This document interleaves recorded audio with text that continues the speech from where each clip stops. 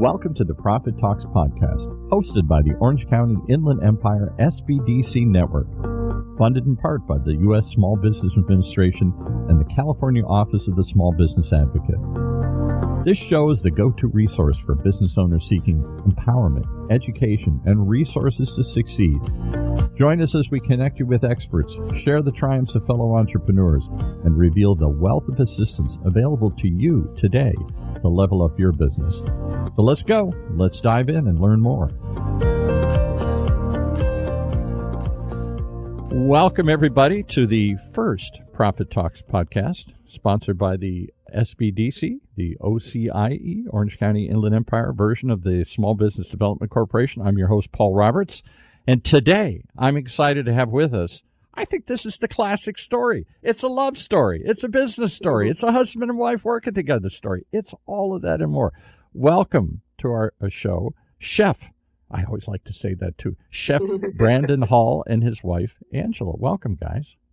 Thank you for having us. So this really is all of that, isn't it? It's a journey. How long have you guys been on this journey? Take us back, Chef. How did you get started? You do a catering business. How did you get started in this? Were you in the restaurant business? Did you go study culinary somewhere here? And how did you drag your wife into this? Yeah, so actually, before I was in the culinary field, I was a contractor in Las Vegas. Grew up always having a love for food. My father cooked, my mother cooked. And I grew up watching cooking shows and just kind of always enjoyed it.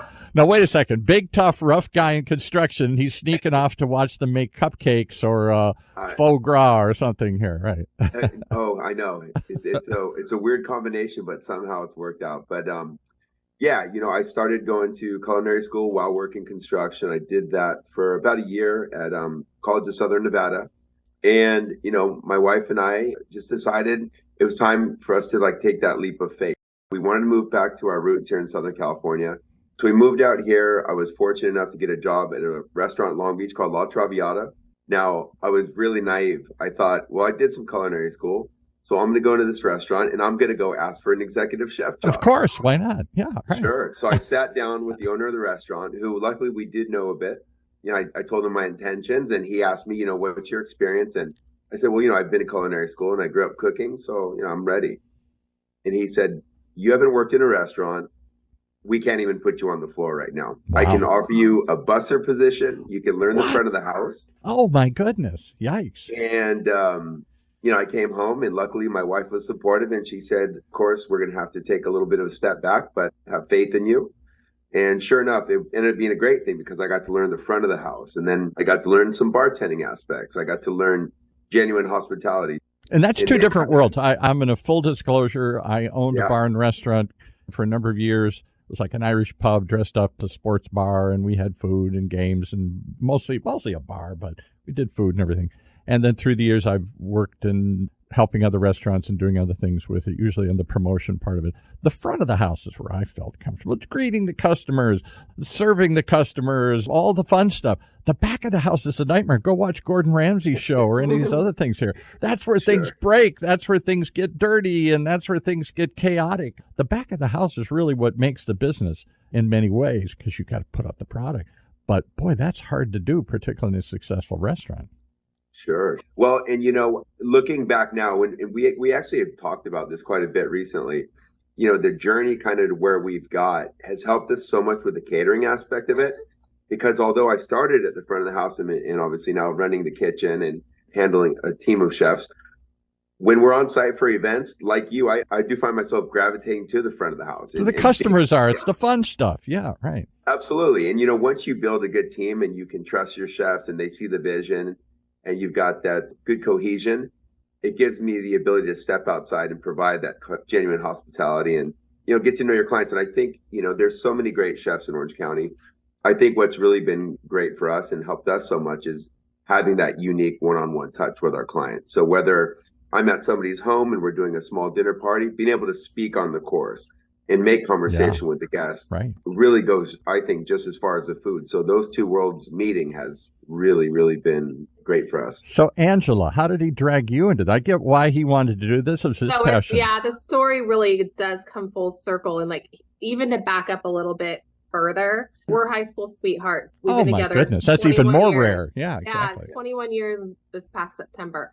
When I started dating him, he worked at Albertsons, and he worked his way up in produce at Albertsons to a produce management position. And so before we moved to Vegas, he was going to work up to general store manager at Vegas in Albertsons, and keep moving. Pretty nice job, pretty well-paying job. Industry, nice. Yeah. So he was involved in food and then construction and then back to food.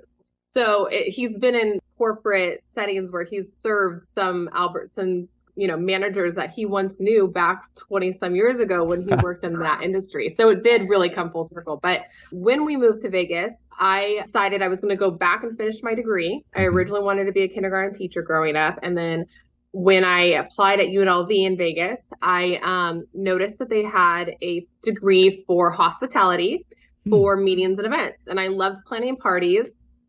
And I always threw these huge parties with friends and what have you. And I didn't even realize there was a degree for this.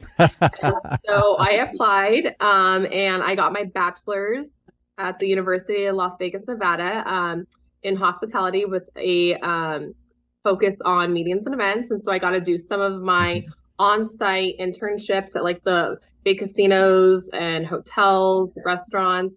And then when we did move back, I got involved in a few different associations here in Southern California, one being called Association of Bridal Consultants. It's for the wedding industry. So that bridal. Really I thought you said bio. Okay, bridal. Yeah, no, bridal.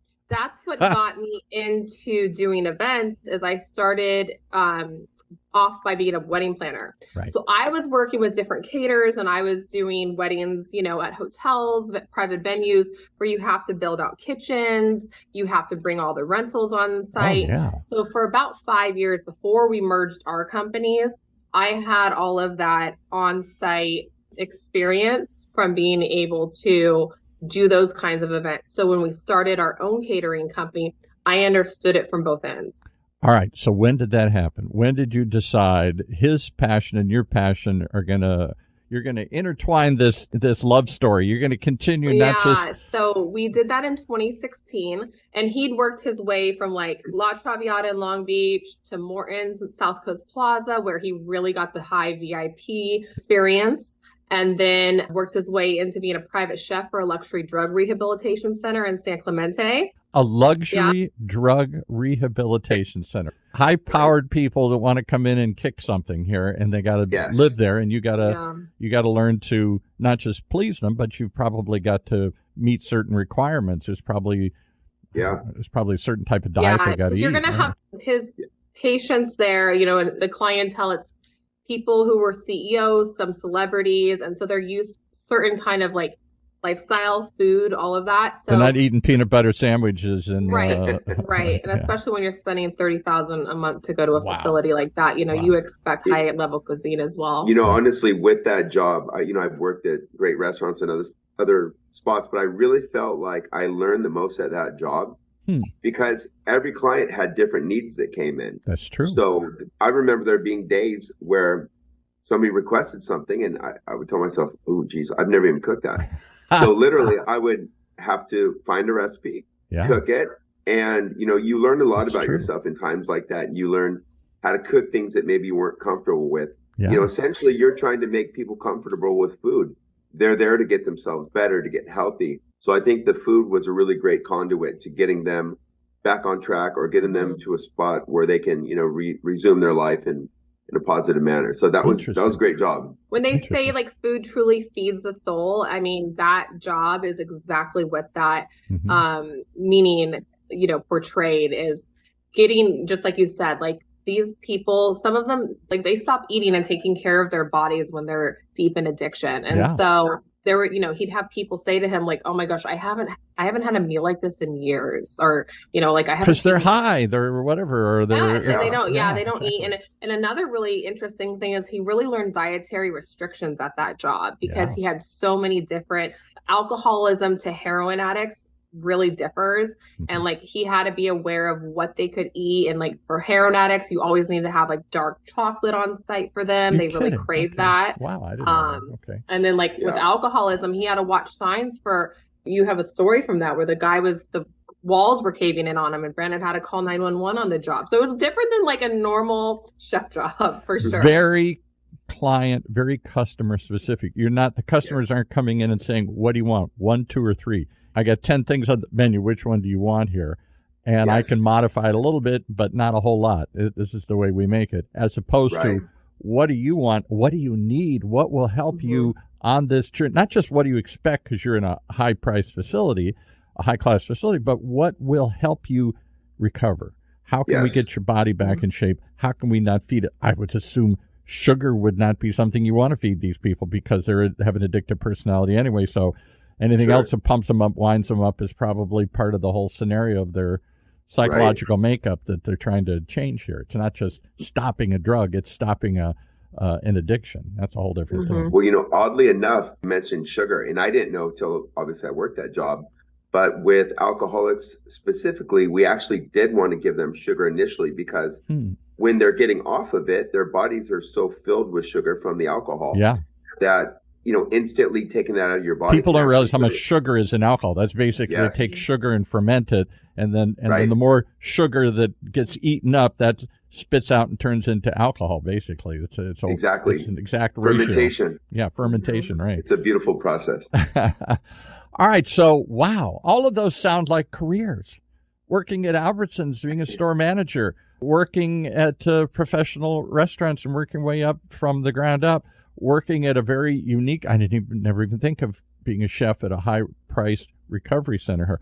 Why take the risk to go out and do it yourself? This is 2023 now here. There's lots of dangers. There's COVID. There's other things we've just gone through. You would think, oh, no, I'm not going to go out on my own here. I'm going to prize safety. Your wife's already out on her own doing things here. Why not have a balancing act? And it was really a really crazy pivotal moment because he was working in San Clemente at the drug rehab from like 7 a.m. to 5 p.m. and he would cook breakfast, lunch, and dinner. And he was the executive, so he was there 5 days a week.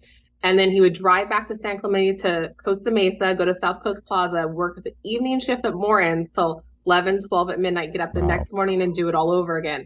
But this is just how the world comes together. But both jobs on the same exact day, like Morton's offered him an assistant manager position, paid salary position. But it was and this is Morton's. This is a pretty high-priced location. Lowry's, or Landry's.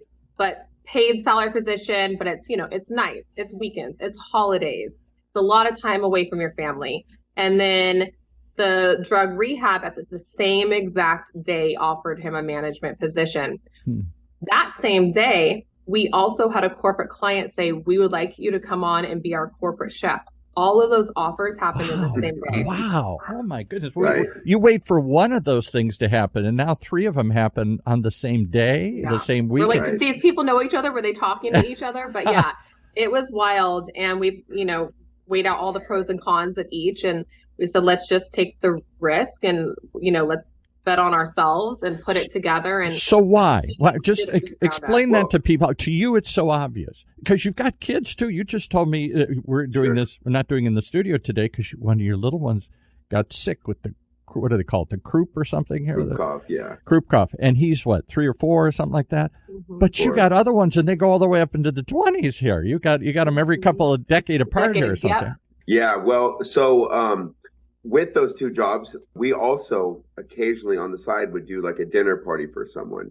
Yeah. And I remember a client came into our life. Her name's Kelly Vlahakis from a company called Earth Friendly Products. I don't know if you've heard of them. Cyprus, they do plant-based cleaning supplies, organic. It's an incredible company. Oh, yeah, right. I've seen that. Right. It's a pretty big company, I think. Yeah. Right. Yes. Yeah. Laundry detergent, what have you. So, my wife knew Kelly and, through social media, she knew that I was in cooking and I had done a few different things in the business. Well, she reached out to Angela and asked if we can do a party for her.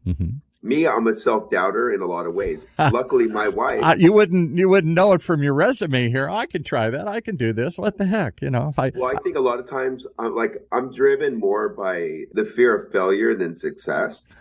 And my wife's the opposite. She thinks I can do anything and everything. So she's my biggest supporter. So when we were approached to do that party, I knew it was going to be more high-end. I kept telling her, I don't think I can do it. I don't think I can do it. Trying to find ways to talk myself out of doing it.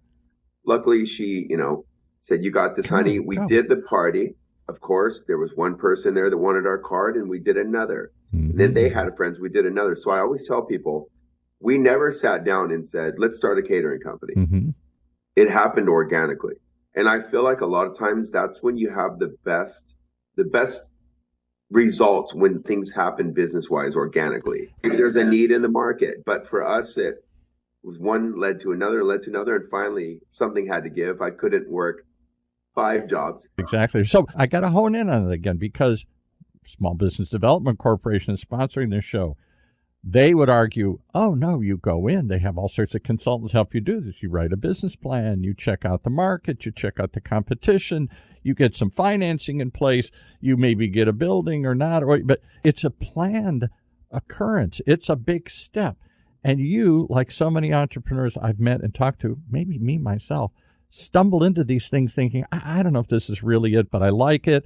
There's an opportunity. I'm going to try it. I'm going to dip my toe in it. And all of a sudden, pretty soon, you've jumped into the water here. You're in the deep end of the pool swimming. Do you ever go back and see yourself, not now, but during those early days, and you say, what did I do? Why didn't I stay with Morton's? Why didn't I stay at this place here? Oh, my God. Sometimes we do. And we have very humble beginnings. We can remember, like, when we, like, because it happened so organically, and, like, this is before I even had contacted SBDC. Like, this is many, many years before that. There was no business plan, but we did find our niche, and our niche was that what we were doing differently than other catering companies was, because I was an event planner and designer, the way that we were able to merge and be a one-stop shop for our clients was really ideal. Not just the food, but the whole event. Not just the food, it's everything. We bring in all the rentals, all the design, all the florals, all the settings, all the staffing, the bar.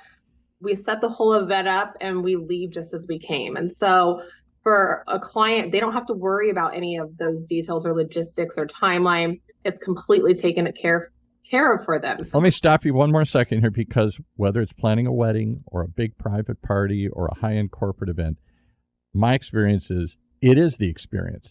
The food is part of it, the flowers, but when they walk away, how did that feel?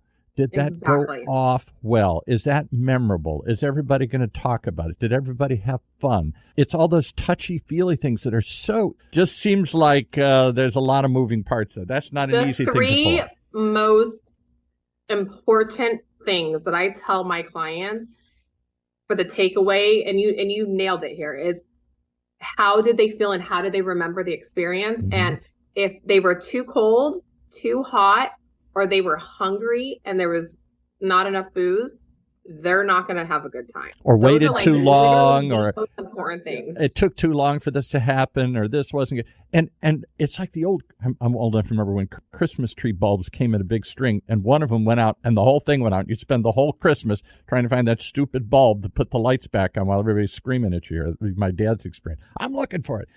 Same thing. 20 bulbs on the tree, 100 bulbs on the tree, the plates, the flowers, the music, the band, the food, everything else. One thing goes sour, one thing goes south. They're walking away saying, oh, that was terrible. It was cold. It was slow. They were rude. Something didn't come out right. I didn't like this. It doesn't take much to short circuit that whole experience. Oh, it's 100%. You nailed it so much. It gives me chills a bit. In our initial, before we really learned the business, got comfortable with the job, you learn from your mistakes. And there was many a times where we would get to an event, maybe an hour away from our shop.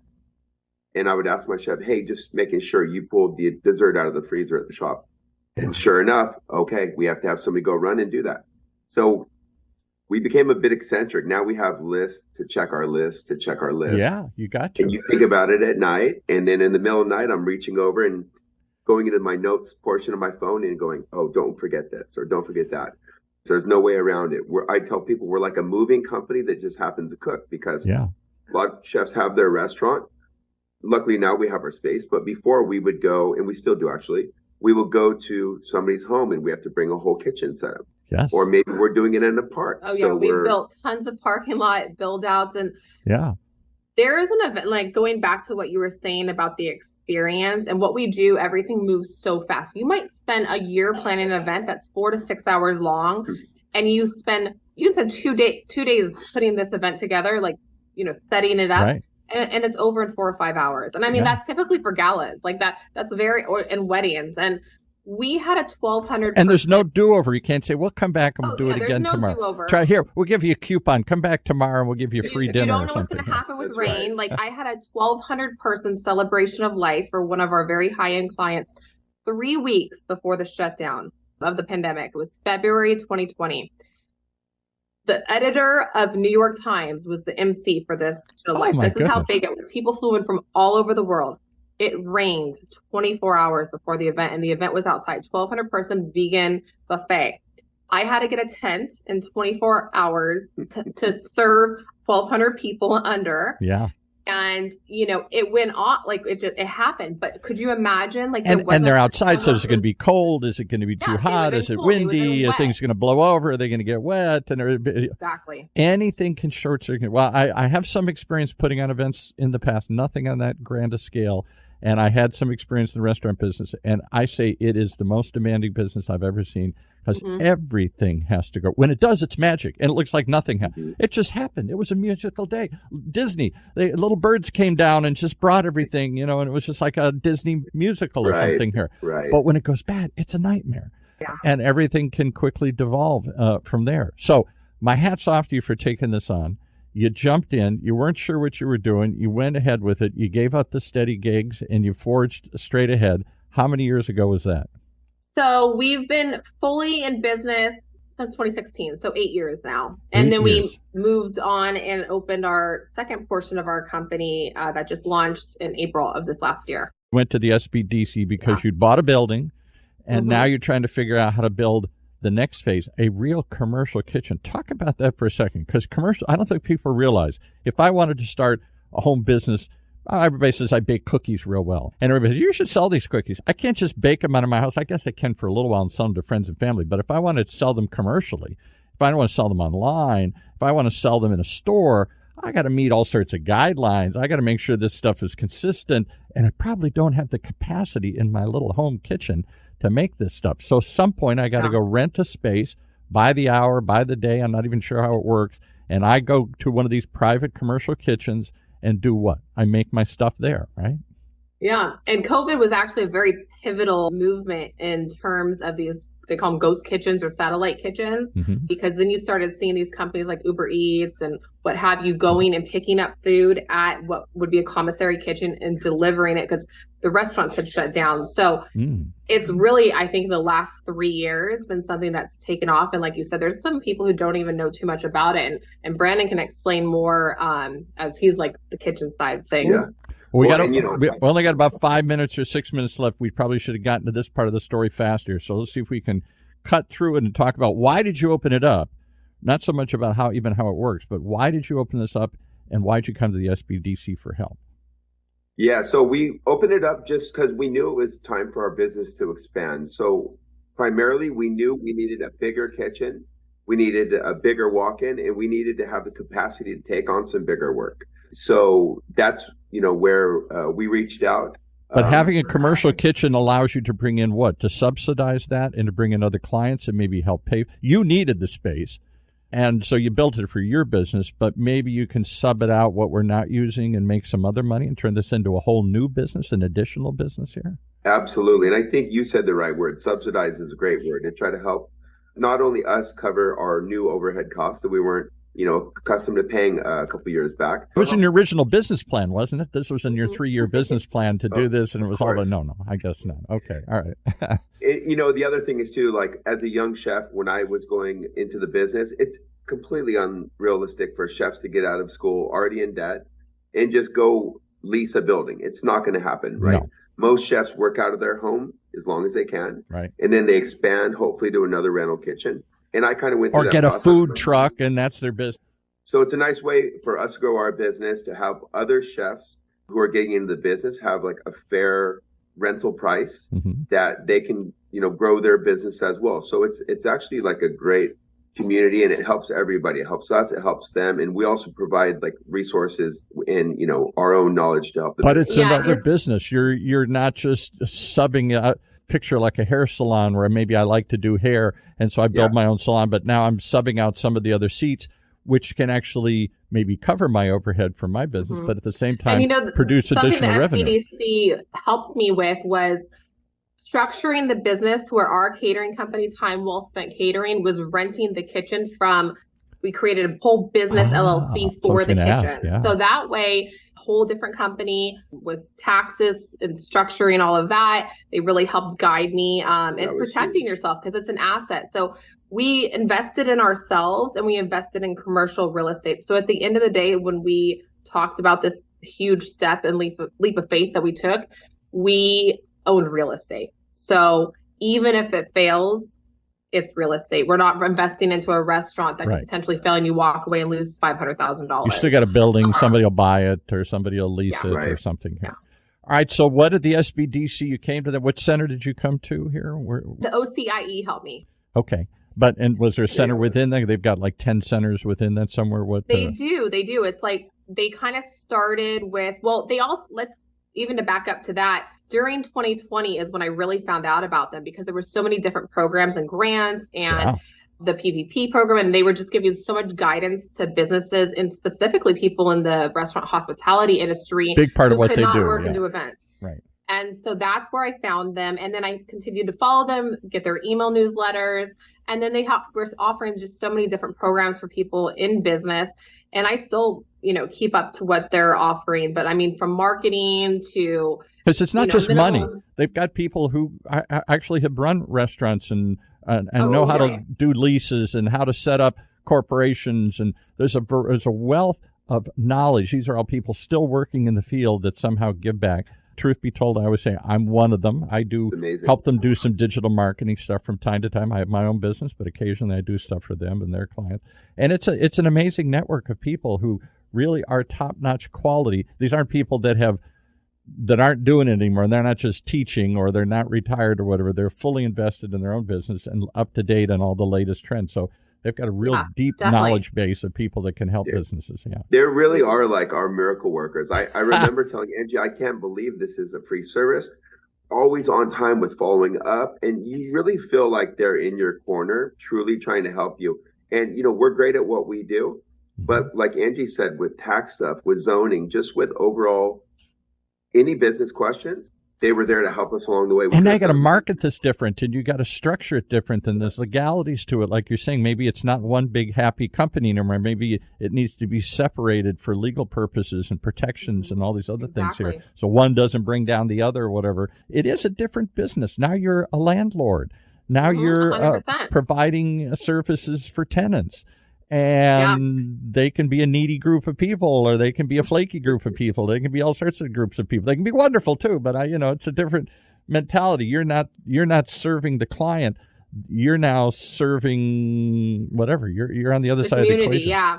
And they also helped us with our grand opening, which was so wonderful. They were all just so kind. They gave us all kinds of different services for the grand opening and got different kind of state legislative and county and city out for the grand opening. Wow. They did the red carpet and the ribbon cutting, and it was a really special event. We just did that in August. All right, so the business, do they have two separate names, or are they all the same name here? They do have two separate LLCs. Our catering company is still Time Well Spent Catering. We were going to name the kitchen a separate company, but we've kind of just kept it as Time Well Spent because essentially that's where everything runs through for booking. And spell time because it's not TIME. It's like time. Yeah, time like the herb. The herb. How do you spell time? I have to think of myself. THYME. THYME. Time well spent. So there's Time Well Spent Catering, which you've been doing for a while. Now there's this building. And what city is this in? Costa Mesa, you said? Costa Mesa, yeah. And why Costa Mesa? Is that kind of that's where you live, or that's where the opportunity was? Or because I thought there is a commercial kitchen somewhere, and I think we interviewed him on one of our shows a couple of years ago. I thought there is a there's a great company, Costa Mesa, does it. Honestly, for us, I reached out to a realtor to find a building for us to lease. There was very little options out there, and he called me one day. I'll never forget this, and he said, "Have you guys ever considered buying?" Which we hadn't. It didn't seem like a reality, right? So. He ran the numbers and said, here's what you can budget. Let me do my job and let's see what we can find you. So he found us some properties, and I won't name the cities, but we'll just say they weren't the best areas. Well, sure, because you're probably not buying at the top of the market. You're trying to get in first commercial building you've ever bought. You're looking for a bargain. The bargains aren't in Costa Mesa. They're in, we'll name other cities some other day, and they'll get mad at us, but we know where they are. They're in the more rundown parts. They're in the poorer parts of the town here, right? Sure, and we were still happy. We wanted to get something. We're like, these cities aren't ideal, but you get what your budget allows, right? Well, I'll never forget. He called me and he said, "Hey, in Angela, we have a spot in Costa Mesa I'd like to show you." I thought, Costa Mesa? I like Costa Mesa. So we get to the building. Newport Beach, Huntington Beach, Irvine. You're kind of not far away from all these. These are big restaurants and big areas and big corporate enterprises. Yeah. Yeah. Well, and when we pulled up, I saw the building. I was like, oh my gosh, there's no way we can afford this. Sure enough, we went through it, walked the space. Funny enough, the building, the way on there, where you pull up the, just kind of like the logo for the building, it is a Vegas symbol. Like it has the kind of lights of Vegas. And Angie goes, Brandon, this is coming full circle. It's going kind of weird, kind of calling us here. Yeah. And sure enough, we got the property and we just started the construction process. And, we're just so happy to be there. Costa Mesa is a great city. Everybody's been great to work with, so we're very excited. It's such a high-end, like you were saying, corporations, like tour. People don't realize it's besides Anaheim, it's like the second fastest growing tourism city. You've got the Orange County Fair. You're right by the fairgrounds. You have South Coast Plaza, one of the largest malls in America. Exactly. One of the wealthiest. Culture. Yeah. Certainly generates the most income. It may not be in terms of footprint the largest. You got the Mall of America, but in terms of revenue that generate. The revenue, Right. Well, we've had John Stevens in here numerous times, the current mayor of Costa Mesa, and others from that. It's a dynamic community, and it really is a dynamic mixed community. We've had other people come in with lots of interesting creative retail concepts and restaurant concepts going on in that whole area. It's a very innovative. It is. It's a melting pot. You've got all different cultures, food, thriving food scene. Yeah, exactly. In this city. Officials we met, we became a member of the chamber. They've all been extremely supportive to us. So we feel very much at home in Costa Mesa. Are you anywhere near the camp and all that? We've had some of those. We're not too far. We're right down the street. We're off of Baker, actually, as well. Okay, there you go. Because that's a cool area with lots of interesting concepts and everything. We've had the Sadehis in here that talked about creating that thing and why. Sort of an anti-mall, anti-semi. Love that place, yeah. Very cool. Very cool. Very cool. All right, well, you're cool people. I mean, I just love this love story. It starts in high school. You stick together and with it through ups and downs and turmoil and changes and kids every 10 years. You got to add one into the mix. You got them all over the place here. And together somehow you've been your best supporters. You've created a good teamwork. And this has really grown into something special, it sounds like. You're more than just another catering company here. Thank you so much. We appreciate that. Well, hopefully when we talk to you again in 5 years, we'll have our venue. Well, in a year, for sure. You got to come back in a year. You're the first guest on the show, so you got to come back in the year and tell us. That's the tradition. Whoever the first guest is always gets to come back 1 year from now. So I look forward to hearing from you in October of 2024 and see how the commercial kitchen's grown. Any other plans? Quickly, in a minute or two, where does this go from here? It's just trying to consolidate it, make these two things happen. You seem to suggest you open the door. We'll tell you what else is coming here. Is there a big event space? Or is there something else happening here? I don't know. What's the future? We're in the process of zoning right now with the city for our front space, for renting it out for podcasts, for video content, for private meeting space. So we can hold about 30 there in the front room. Private dinners, pop-up dinners with chefs. There's a window that looks into the kitchen from the dining space. Oh, that's cool. So it's a whole chef-driven experience. So it could be an event space. It could be where I do. It exactly is what we built it out for. The 5-year plan, though, that we're going to make happen is we would love to eventually get a wedding venue to where we can host guests for the weekend. They can stay on property. Wow. It'll be chef-driven meals for the guests. We'll have little bungalows for them and just create a beautiful wedding venue to where it can be a space for people to just really come enjoy themselves. Yeah. And I never heard of such a thing. Usually you take a blank ballroom or a blank something and you turn it into your dream wedding and you decorate it and you do this, but it's a lot of effort to create. You basically go find an empty box somewhere and then you bring in the food and the decorations and the music and everything else here. And then they come in and they leave and maybe they're staying down the street at some hotel or whatever, or maybe they're in the hotel ballroom, but I've never heard of a place like that, little cottages. Yeah, there's a few. I mean, they definitely exist, and I think it's an experience that a lot of brides and grooms are now wanting to give their family for the whole weekend and bring them all together and have that kind of really unique experience. Well, that's it. It's been a great experience meeting you two. You specialize in creating great experiences. Your life has turned into this amazing journey of an experience where you've gone through all these ups and downs and changes along the way here. It sounds like it just keeps growing, like your family, like your businesses. I'm amazed to see where this all goes. Thank you so much. Give us the websites. How do they find you? And then we'll wrap it up here. Yeah, you can find us at www.thymewellspentcatering.com, like the herb, THYME. And then we're on Facebook and Instagram, and our Instagram is Time Well Spent OC. Okay. Well, it's been time well spent with you today here. Thank you for joining us. Thank you. Chef Brendan Hall and his wife on Time Well Spent. Thank you so much for joining us. Thank you. Thank you.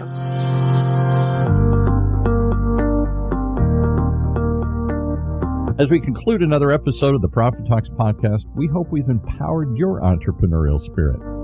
Reach out to us to connect with our experts, and let's take your business to the next level. Keep those dreams alive, keep pushing forward, and stay tuned for more. And if you liked what you heard in today's podcast and you want your business to reach new heights, just contact us at profittalkspodcast.org or call us at 1-800-616-7232. That's 1-800-616-7232. So until next time, keep thriving.